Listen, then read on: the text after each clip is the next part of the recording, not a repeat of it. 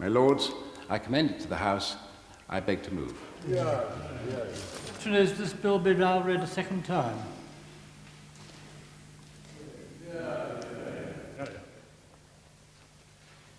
I'm delighted to have this opportunity to address the House on this subject.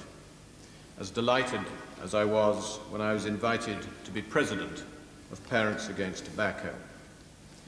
I have been trying to help ASH for some years in its struggles, but I am constantly haunted by the futility of persuading and helping lots of adults to give up smoking, yet knowing that thousands of school children are following inexorably in the same path. It's like watching an escalator taking people to a disaster. The cycle repeats and repeats. The children start as a lark or a dare, or for whatever reason, and become addicted.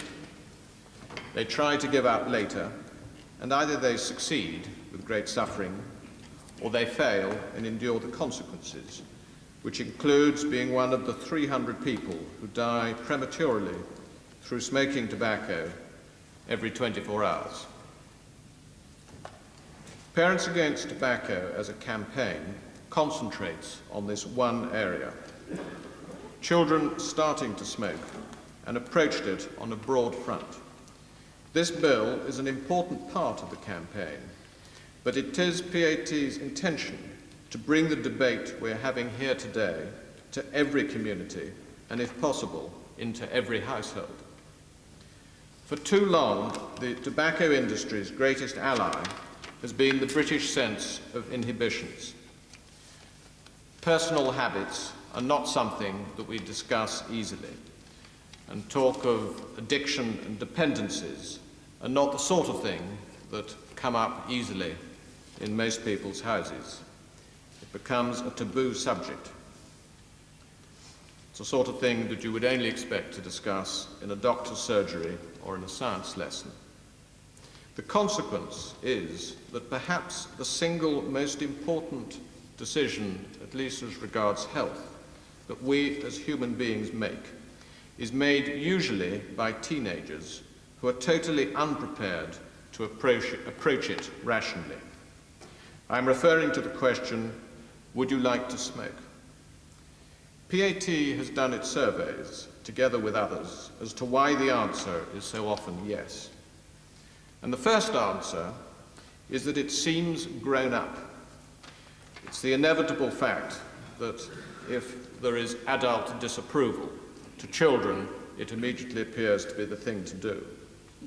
And there is perhaps that sense of sophistication that waving a cigarette about appears to give. And then for girls, the majority of them believe that smoking makes you thin and therefore attractive. And for boys, that it makes them seem sporty and manly and independent. Of course they read the health warning, but what does it mean? That they might get a headache one day? Smoking, they know, only kills old people. So what? Heroin they are frightened of because they know it kills young people. But tobacco only kills the old. The concept of addiction is not understood. The assumption is that if for any reason that they don't like smoking, they can just walk away from it. The scientists show us that the earlier you start smoking, the more destructive it is and the more addictive. We live in a consumer society, and consumption is very often, to young people, something that they can't afford. But they think they can afford smoking, particularly if they think of the cigarettes as one at a time, and as we have seen in the clause in this bill, is intended to prevent shops from selling them one at a time. I've been told that if you smoke 4 cigarettes, that is probably enough to make you addicted. The other fact is that starting cigarettes often leads to other things, to further drugs. Now, I'm not suggesting that all smokers become drug addicts, but if you turn it round the other way, there are very, very few drug addicts who aren't already smokers. Smoking is the first corrupting step of putting a chemical into your lungs where it doesn't belong. If our lungs had nerves and felt the pain, then there would be very few people who smoked. We live in a society that is increasingly health conscious.